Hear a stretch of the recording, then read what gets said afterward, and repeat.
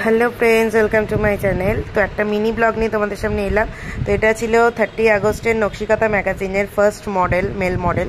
तो केमन लागছে সেটা তোমরা দেখো। Good perfect. Then second model केमन लागছে অবশ্যই कमेंट করবে। কেমন লাগলো? দারুণ হেভি লেগেছে আমার। ওকে ওকে যাও শুটে দাও। तो এটা তো নকশিকাতা ম্যাগাজিন শ্যুটের ব্যানার শ্যুট ছিল, যেটা দুর্গাপূজা ব্যানার শ্যুট। সেখানে 4 জন মডেল ছিল, তো 4 জনকে আমি সাজিয়েছি, তো তোমরা দেখতেই পাচ্ছ পরপর। তো এই হচ্ছে থার্ড, ওকে সাজাচ্ছিলাম বাচ্চা কিডসের মধ্যে। তো ভালোই লাগছে আমার, মানে কাজ করতেও খুব ভালো লেগেছে, এবং 4 জন যে মডেলদের দিয়েছে সেই 4 জন মডেলও খুব ভালো ছিল। সাজিয়ে ভালোই লাগে, যতই হোক মডেলদের সাথে কোঅপারেটিভভাবে কাজ না করলে কখনো কাজটাকে সম্পূর্ণ করা যায় না। তো সেক্ষেত্রে যারা ওরা তো একদমই ফ্রেশার, তো সেক্ষেত্রে আমাকে বলেও দিতে হচ্ছিলো এক্সপ্রেশনগুলো, পোজগুলো। তো ভালোই ফটো বেরিয়েছে, আউটপুটও ভালো বেরিয়েছে। অবশ্যই সেগুলো তোমাদের সাথে শেয়ার করবো, সেটা ফেসবুকের মাধ্যমে দেখতে পাবে। আর এই হলো যেই মডেলকে দেখলে থার্ড ছিল বাচ্চা, ওর মা, ওনাকেও সাজিয়েছি। তো কেমন লাগছে অবশ্যই তোমরা সেটা কমেন্ট করে কিন্তু মাস্ট জানাবে। আর সত্যি কথা বলতে খুব ভালো লাগছিলো। আর ওই যে ওই দুটো পাগলি এই করছে, নাচনাচি করছে। আর এই হলো শোভনদা, যে নকশিকাতা শ্যুটের মেন অর্গানাইজার। সো খুব ভালো লাগছিল সবাই মিলে কাজ করতে একসাথে।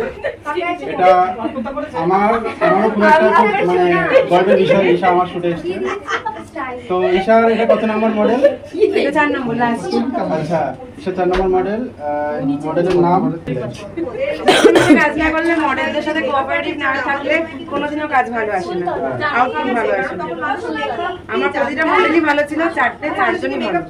একজন কিডস, একজন এই যে ফিমেল, আরেকজন ফিমেল, আরেকজন দাড়ি চুল খালি। হ্যালো এভরিবডি, আজকে হোপফুলি আজকে নকশিকাথার শারদ সুন্দরী 2025 ব্যানার শ্যুটটা কমপ্লিট হলো। তো সবাইকে ধন্যবাদ, ঠিক আছে। আর এই প্রোগ্রামটা আমাদের এই যে ক্রিয়েটিভ পার্টনার যারা মেকআপ আর্টিস্ট আছে, এই মেকআপ আর্টিস্টরা না থাকলে কিন্তু আমি পারতাম না। আর সব থেকে বড় মডেলরা কোঅপারেট করেইছে। আর সব থেকে বড় অবদান রিমা, কারণ রিমার জন্য একটা জোরে হাততালি হয়ে যায়। এছাড়াও আমাদের মেকআপ আর্টিস্ট দিদি, সবার সঙ্গে পরিচয় করিয়ে দেবো। তারপরে আসবো এশার জন্য। এশাকে নতুন করে আর আলোকিত করার দরকার হয় না, ও নিজেই একটা তারা।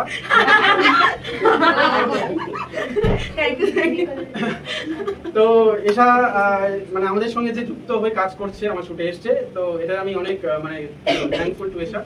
আর ও অনেক হেল্প করেছে আমাকে, শুধু হেল্প না, অনেক কিছু ম্যানেজও করেছে, ঠিক আছে। হ্যাঁ, তো ওর জন্য একটা জোরে হাততালি হয়ে যায়।